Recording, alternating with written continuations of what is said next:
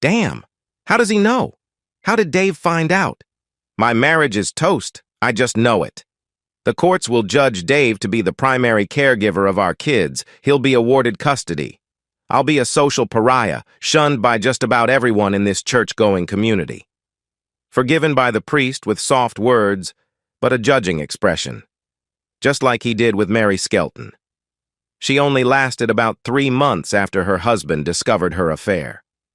3 lonely months of being shunned by the rest of the community, despite what the priest had urged.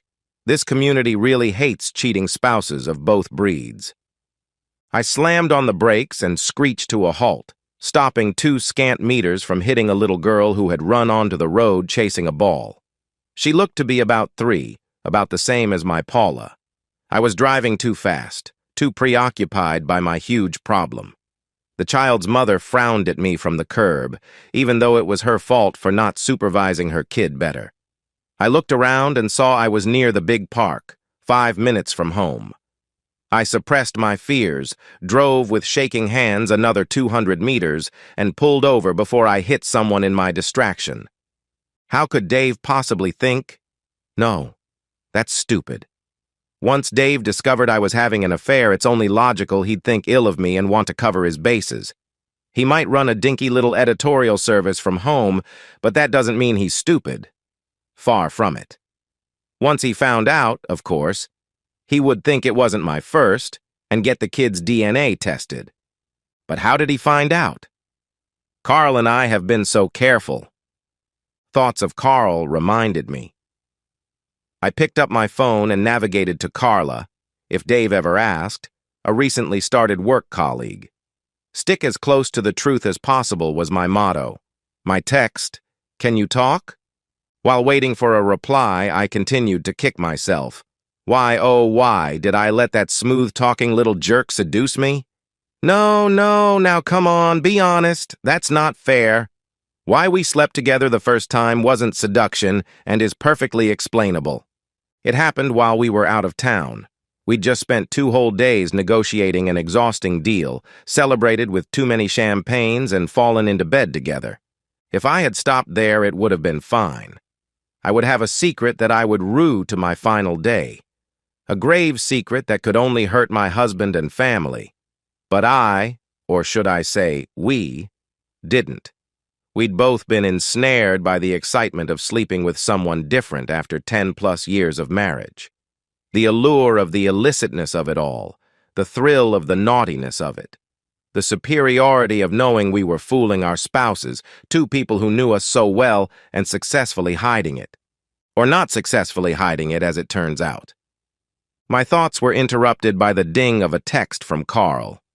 Finally. No, having dinner with Mary and the kids. What's up? Well, misery loves company, they say. He knows. Dave knows about us. How had Dave found out? We'd been incredibly careful. Only got together when we were away, and then only if we could get adjoining rooms. We never walked into the same room door together, and always used protection, even the first time. Made absolutely sure we behaved normally in public and when we were home with our respective spouses. Another ding. Hell, Mary is acting normally, so he hasn't told her. Do you think he will? How angry is he? Dunno. We haven't spoken yet. I did a runner as soon as I discovered he knew, I replied. This time I didn't have to wait long for a reply. Ding. Please beg him not to tell Mary. The selfish little jerk. Destroy my marriage, so long as he is unaffected. I have a good mind to tell his wife if Dave doesn't. Like I say, misery loves company. So how were we discovered? I'd made sure my love for my husband hadn't suffered. Not introduce any new positions or techniques I'd learned from Carl. To say intimacy with Carl was vanilla and uninspiring would be an understatement. He was smaller, lasted less time, and was not nearly as experimental as my Dave. In fact, if it hadn't been for the illicitness of it all, it wouldn't have lasted the 7 months and 6 liaisons it actually had. How unlucky we'd been discovered before I terminated our affair after our next trip in 2 weeks' time. Focus, Megan. How you were discovered isn't relevant. You were found out, and now your husband trusts you so little he's getting DNA tests done on your kids. My mind flashed back to a scant 20 minutes earlier, when I'd come home late, too late to enjoy dinner with my family. Luckily, Dave worked from home, did the school runs, and cooked dinner 6 nights a week. I was supposed to cook on Sundays, but I normally went and got takeaways. Let's just say cooking isn't one of my strong points. Walking in the door, I froze at the horrible sight. Dave sitting on one of the kitchen chairs with one of those cotton swabs on a stick, wiping it around the inside of the mouth of Jillian, our 5-year-old. The open, sterilized packet sitting on the table. Peter, our 7-year-old, standing there also, either waiting his turn or having been done already. I'd read enough stories and seen enough TV to know I was looking at the opening act of a DNA test. My initial reaction was one of rage. How dare Dave think the kids weren't his? I wasn't a Or was I? Knowing I had to think how best to survive this, I just turned and fled. Just before I did, Dave turned to look at me, a neutral expression on his face. I raised my hands to my cheeks, remembering the feeling of the blood draining from them, which was a blatant confession of the truth in the circumstances of what the testing was accusing me of. 20 minutes later, here I am, contemplating my family's and my social destruction. I knew Dave. I knew him as well as he knew himself. Once he was ready to confront me, he would do it firmly and quietly. He wouldn't want the whole town to know he'd had the horns hung on him. If I couldn't prevent him from at least divorcing me, I'd ask him to do it quietly. Just say we'd grown apart. That way, even though I'd lose the security of my marriage, I could still stay in town and see my kids, maybe have shared joint custody. I did love them. My mind wandered off for God knows how long, running different scenarios of how Dave would react, trying to find the one that made me lose the least. Suddenly, I realized I was thinking like a defeatist. I was using my knowledge of Dave and assuming that separation was a given and that the best scenario from here was a quiet divorce. But what if I was wrong?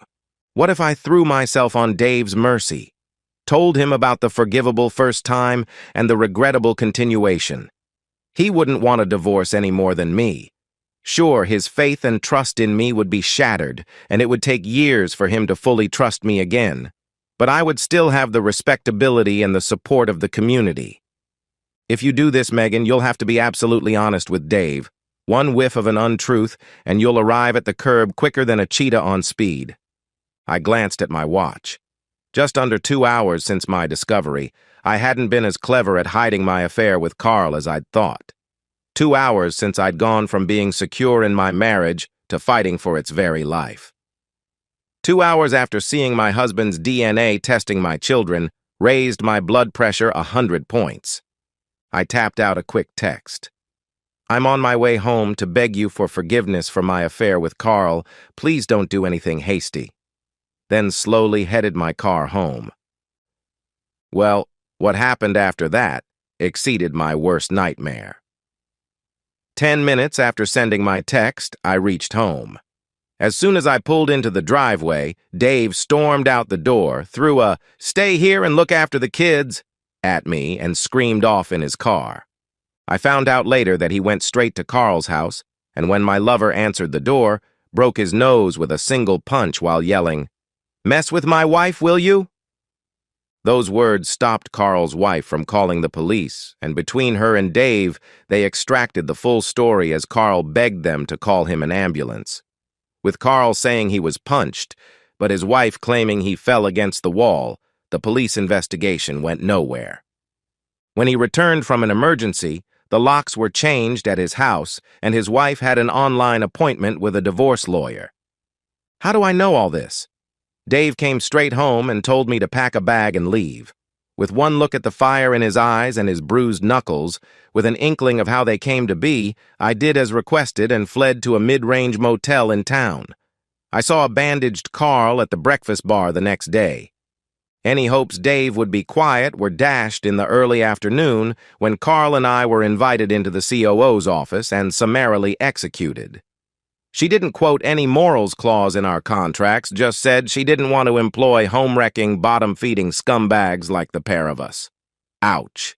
I could see how the immediate future was going to be when I rang all 3 divorce lawyers in our town, and none returned my call. When I went to a diner for dinner, the waitress refused to acknowledge my existence. The nail in the coffin, however, was when I met up with Carl and found out he was already being treated like a leper by family, friends, and ex-work colleagues alike. Within 2 days, spurred by a visit from the motel manager who claimed his establishment was booked out from that night, yeah, right, Carl and I bowed to the inevitable and left town. We didn't want to become social ghosts, like we'd seen Mary Skelton become just last year when she'd been caught cheating. We drove for 300 kilometers and started a new life together. That didn't last long. I know I may be speaking the bleeding obvious, but when 2 cheaters shack up together, there is no trust. I'd never realized just how important trust was to a relationship until the evening I had to fight the urge to check his phone when he was in the bathroom. By the time I finally worked up the courage to ask Dave if I could come back to town to visit the kids one weekend, he and they had replaced me. He was a fine catch, and once he was free, the vultures, being all the attractive bachelorettes and widows, made their interest known. By the time I got organized, there was already a dainty set of shoes under Dave's bed. My kids had a stepsister and were already calling another woman Mum. Now, too old to start another family, all I can do is sit and contemplate the lonely life I have to look forward to. From the perspective of Dave, I lie here having glanced at the bedside clock, 11:05 p.m. The soft breathing of Ruth lying next to me reminds me of our sexual marathon of the last 2 hours. Intimacy with someone new after 10 years with the one woman was good. Damned good. We'd done some stuff that was borderline illegal. Yeah, life is good, if a little bizarre. One wife cheated on me, but before I could mourn the death of that marriage too much, I was being seduced by someone younger, better looking, and way more adventurous. The surreal last day of my old marriage still confuses the hell out of me. Maybe if I relive it in my head, for the 10,000th time, it may finally make sense. How did it go? On the final day of my marriage, Megan came home, walked into the house, and without saying a word, just turned and walked away again. I heard her car start up and drive away. I was busy for a few minutes longer, and by the time I rang Megan's cell, it was engaged. With no sign of her, I began the kids' bedtime routine, and they were quickly asleep. Not seeing their mother before they turned in, sadly, was a not unusual occurrence. I went into the kitchen and was just about to ring Megan again when the house phone rang. The display showed an unrecognized cell number. The next few minutes went something like this from memory. "Hello, David Brown speaking." Hello, Dave, it's Carl." I knew Carl, of course. He'd started working with my wife some time ago. I'd seen him at a couple of work functions and even been invited over to his housewarming. What was his wife's name? Rebecca? Beck? Something like that. Very good-looking, nicely shaped, and a couple of years younger than Megan and I. Carl, on the other hand, I thought was a tosser. Arrogant, full of himself, and he looked down his nose at me. A legend in his own mind. The last person I wanted to talk to after a hard day. That's why my next words probably didn't come out as very friendly. "Yes, Carl, what can I do for you?" "What is it going to take?" he asked. I didn't have a clue what he was talking about and said nothing in my confusion, forcing him to continue. "If my wife finds out I've been having an affair with Megan for the last 6 months or so, she'll cut my balls off and I'll lose my kids. So, I'll be up front, Dave. What is it going to take to keep your mouth shut?" I don't remember dropping the phone and slumping to the floor as the devastating news that my loving wife had betrayed me in the worst way possible battered my consciousness. I'd been totally unsuspecting and couldn't believe it. Yet the pleading in Carl's voice was pretty convincing. Then my mind turned to the recently oft-pondered problem. Why had my wife seemed to emotionally pull away from me and the kids in the last half year or so? Nothing drastic, just definitely there. I would later realize that the first stage of grief, denial, lasted less than 30 minutes of floor time, replaced by anger, a blind rage to mask the pain of my loss. I still had enough control to not take it out on Megan. That way, prison lay. Her lover was an entirely different thing, though. As soon as I heard Megan return, I drove to the jerk's house, and with all the anger I possessed, punched him fair and square. The feel of bone and cartilage breaking under my fist made me smile even now. Carl's forced confession in his lounge room, dripping blood, was completely unnecessary for my education, but necessary for his wife. The release of anger allowed me to return home and calmly tell Megan to bug off. As I listened to my bed partner lightly snore, I realized I was no closer to solving the mystery than I was the last 100 times I'd tried to work it out. Why had Carl sown the seeds of his own marriage's destruction by confessing to me when I was clueless? I couldn't help thinking again that Megan's strange behavior that night, by coming in from work, then leaving again without a word, had something to do with it all. Once again, I replayed that evening in my head. I'd cooked dinner, like always. Confirmed Megan would be late, so sat and ate with the kids, chatting away as we did. Then started to clear up. Jillian complained that she had a sore spot in her mouth. I grabbed a torch, turned back her bottom lip, and saw the ulcer. Going to our first aid cupboard, I grabbed the tube of Bonjela and one of those individually wrapped cotton swabs, opened both, smeared one onto the other, and used the cream for the purpose it was designed for. Absolutely nothing to do with the mystery at hand. Bugger, I'm beginning to suspect I'll never know. Turning on my side, I inserted my arm under the sleeping beauty's head and spooned her, gently kissing the back of her neck. She pressed into me and purred a little. Forget the mystery. Life is good. And so, we've reached the end of today's story. Was it what you expected, or did it take a twist you didn't see coming? I'm curious to hear your thoughts. Share them in the comments below, and let's get a conversation going.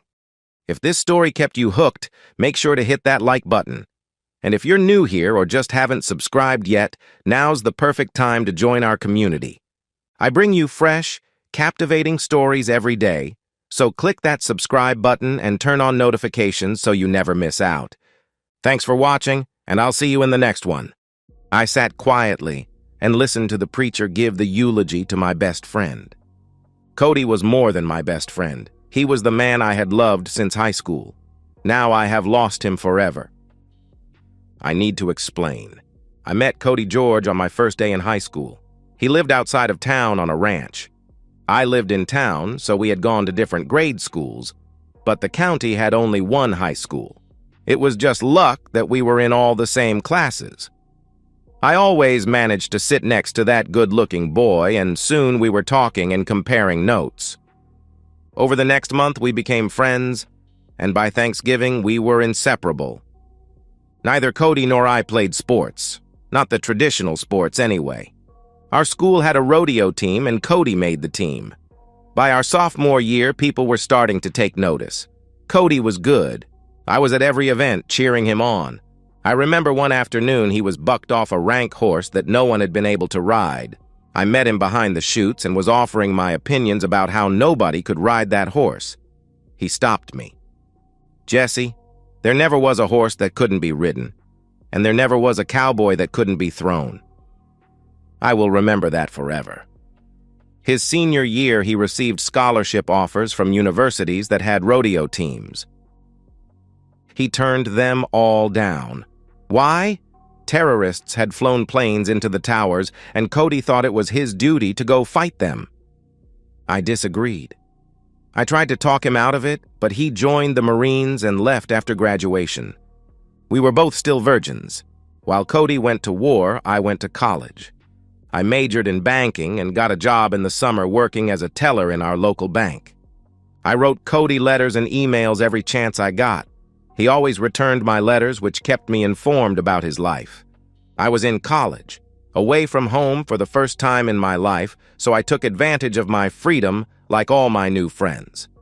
At a party one night, I lost my virginity. I did not tell Cody because I imagined he was drinking and carousing with his Marine buddies. When Cody came home, I was the assistant manager of the bank and in charge of the loan department. I was in a relationship with a guy I had met in college. Relationship is probably not the right word. It was more of a friends with benefits type of thing. Cody was single, but dating a couple of girls around the county. It was about 6 months after he came home that tragedy struck. His mother and father were both killed in a terrible traffic accident. Cody was an only child, so he inherited their small ranch outside of town. It was completely paid for, but his father did have an open line of credit with the title to the ranch as the guarantee. The line of credit was $50,000. The ranch was valued at much more than that. Cody was dating a girl who worked as a receptionist at a law office in town. There were rumors about her and one of the lawyers who worked there. He was married, but they were just rumors. After the death of Cody's parents, things seemed to heat up between this girl, Sue, and Cody. Within a couple of months, I heard that they had run off to Vegas and got married. To say I was heartbroken would be an understatement. I had always thought that one day, Cody and I would be together. We still talked, and I saw him every now and then around town with that blonde bimbo. There were still rumors about her and that married lawyer. I am sure Cody did not know. Many nights I lay in my bed wondering if I should tell him. I would think of all kinds of scenarios. Maybe Cody knows and does not care, or maybe he watches. He might think I am jealous and trying to cause trouble in his marriage. I was really torn about what to do. Then one day he called me with surprising news. His unfaithful wife is pregnant. 7 months later, the baby is born. Cody called me and wanted to meet me at the city cafe for lunch. He had pictures of the baby he wanted to show me. I went just to see Cody. I still love that guy. He was sitting at a table when I walked in. There were tears in his eyes. "Cody, what's wrong? Is there a problem with the baby or your wife?" "There sure is a problem," he is almost shouting as he hands me his phone. It is open to pictures of the baby. The baby is black. "What am I going to do? I'll tell you what I feel like doing. I want to find out who the father is and kill both him and that cheating wife of mine." "Calm down a minute. I don't want you to do that. You'll end up in jail for the rest of your life. Let's think this through. When does Sue get out of the hospital?" "Tomorrow," he replied. "I imagine she has seen the baby." "Of course, she was nursing it when I left." "What did she say?" I asked. "She told me to get used to the idea of her messing around and me raising that kid. She says there is nothing I can do about it. She said that she and the baby were going home tomorrow and live in my house. If I decide to divorce her, I'll need to find another place to live. She said we live in a no-fault state, and I'll have to pay her alimony and child support since the baby was born during our marriage. It makes no difference if the kid is not mine. How the hell is that right? She cheated, not me." He was getting loud. "Take a breath, Cody." He did take a deep breath, then continued. "She told me I might even have to pay for the kid's college education. Can you believe that? Then after about 18 years of me paying everything, she will sell the ranch and send me 50%. That is, if I am still alive." That bitch laughed when she said that. "Cody, breathe," I replied. Jesse, she knew exactly what to say to me. It was like she had been coached and had rehearsed that speech. She was laughing when I stormed out of the room. "Cody, she works at a law office, and one of those lawyers is black. He is probably the father. He advised her on what the law is in this state and on what to say to you. I am not a lawyer, but I think it would be best for you to not be alone with her. She may call the sheriff and claim you were violent, and she is afraid you will harm her or the baby. If she gets you arrested, you will spend time in jail, and she will get everything in the divorce. I would offer you my spare bedroom, but that may raise problems also. I'll make some calls and get you a place." I called around as we waited for our food, and I did find him a place to stay. Then I started working on a plan. After lunch, I went back to work at the bank. Cody went home and packed up his things and moved to a place the bank had repossessed. It had a few acres and a barn, so Cody was able to take his horse. The next morning, while Sue waited for Cody to pick her up at the hospital, I met him in my office. I increased his line of credit on his ranch to $500,000 and had him withdraw it in cash. The place was valued at $750,000, so there was no problem. At the same time, he rented a safe deposit box.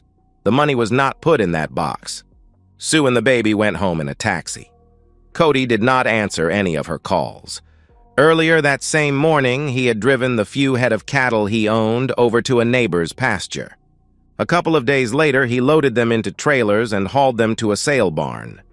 Sue gave up on trying to get Cody to talk to her and filed for divorce. Cody was served at his new place. At the first hearing, an attorney from the firm where Sue worked, not her baby's daddy, represented her. Cody did not show up but sent a lawyer from out of town, my friend with benefits. Of course, Cody was the bad guy. He abandoned his wife and new baby. The judge ordered him to pay everything, even her legal fees. Things were going according to my plan. Before the first payment to his unfaithful wife was due, Cody went on a ride with the sheriff's department. It was a trail ride to raise money for some charity the sheriff sponsored. There were over 100 riders that morning. After about 3 hours on the trail, they came to the Wolf River. It was running fast from the recent rains, so Cody said for everyone to wait, he would cross first to make sure it was safe. He was about halfway across the river when it happened. His horse spooked for some reason. Some thought it was a snake swimming in the river. Others said it was a log rushing by. Whatever it was had caused Cody to fall off. He was washed away in the current. The sheriff said the river got deeper just below the crossing, and Cody's boots probably filled with water and he drowned. His body was never recovered, and it is presumed that he washed downstream to where the river empties into the Missouri River. They searched for 3 days, then gave up and declared him dead. That brings us up to today. After the church service, everyone gathered at Cody's house, the house where Sue was living. There was plenty of food, a tradition in our part of the country. All Cody's friends were there, even some he had rodeoed with back in the day. One man was very vocal. "I take exception to what that preacher said. Cody ain't never fell off a horse in his life. He might have gotten thrown, but the witnesses said he fell. Bullshit. I bet somebody shot him." Ronnie, that did not happen. I was there along with the sheriff and 2 deputies. Nobody heard a gunshot. That was said by another of our friends. "Well, I ain't ever going to believe it. That guy was the best damn cowboy I ever been around. What a horrible way for him to die. Jesse, were you there? What do you think?" Ronnie, I did not make the ride this year. I had something important to take care of that morning. I wish I had been there. You know, maybe I could have. The sheriff spoke up. "Stop! There was nothing anybody could have done. It happened so fast. We searched for him, but he was just gone." I excused myself and left. 2 days later, Sue and her baby's daddy showed up at the bank. "What the hell is this? I don't owe $500,000 on that ranch, no way." I searched through the files and pulled one out. I handed it to the black attorney. He studied them for maybe 3 minutes. "Shit, Sue. This looks all in order. Cody borrowed $500,000 against the ranch a couple of days after the baby was born." "How the hell could he do that? That ranch was ours." "I did not sign anything," Sue replied. "No, Sue. That ranch was willed to Cody by his parents. It was in his name only, and that credit line was put on the ranch by his father. He used it to buy and sell cattle." "So, where's the money?" She is pissed. The attorney takes over the conversation. "Did Cody have an account here at the bank?" "Only the one in both Sue and Cody's name." "There is less than $100 in that account." Sue is getting loud. "What about a safety deposit box?" "Cody has one of those," I replied. "Open it. That's where the money is," she shouted. "I'll need an order signed by a judge," I replied. "Open that goddamn box now." Calm down, Sue. Let me handle this. Your divorce was not final, so there should not be a problem. By law, you were still married to him at the time of his death. You are his widow. That seemed to satisfy Sue. She smirked at me, then they got up and left. There was a problem. The judge wanted to wait for a death certificate to be issued before he would give her permission to open the box.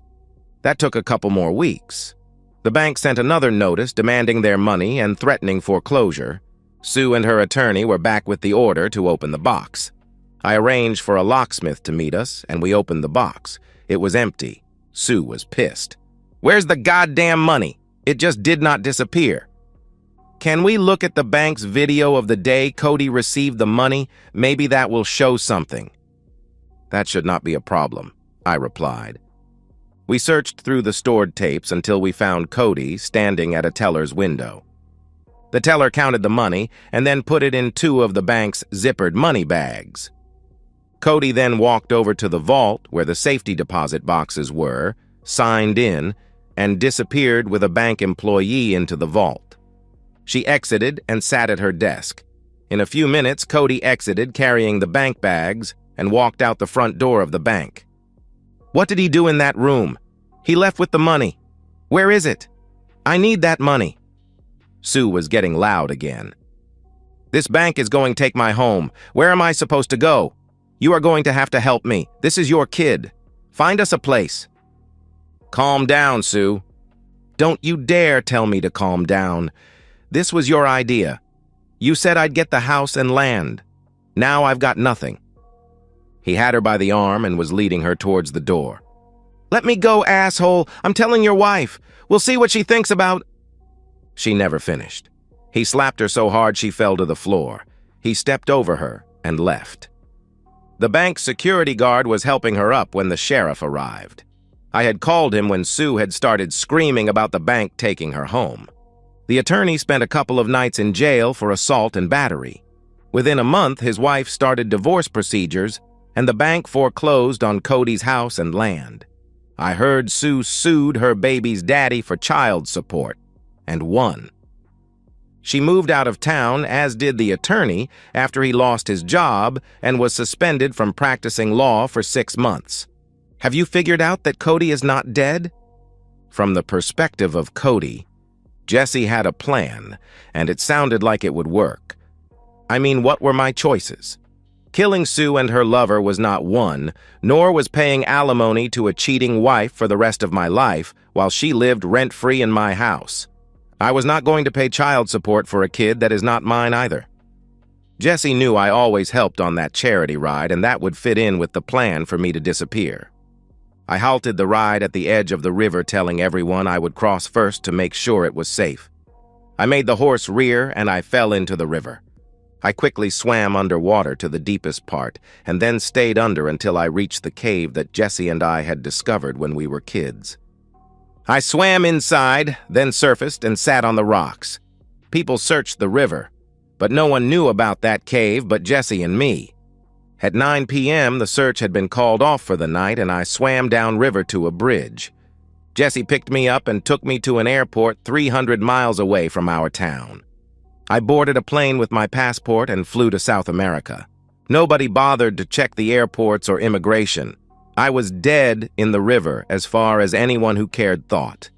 Jesse had given me enough cash to stay in a nice hotel and live until I found what I was looking for. It is a hacienda. It is 3 times bigger than my ranch back home. I can run a nice-sized herd of beef cattle and a few horses. I started my new life when Jesse wired me the $500,000. Life is good and getting better every day since I met my neighbor's daughter. Back to the perspective of Jesse. I am the only person alive who knows Cody did not die in that river. I have kept that secret for over 20 years now, and I plan on keeping it until the day I die. No one will ever know, not even my friend with benefits who I married a couple of years ago. Do I still love Cody?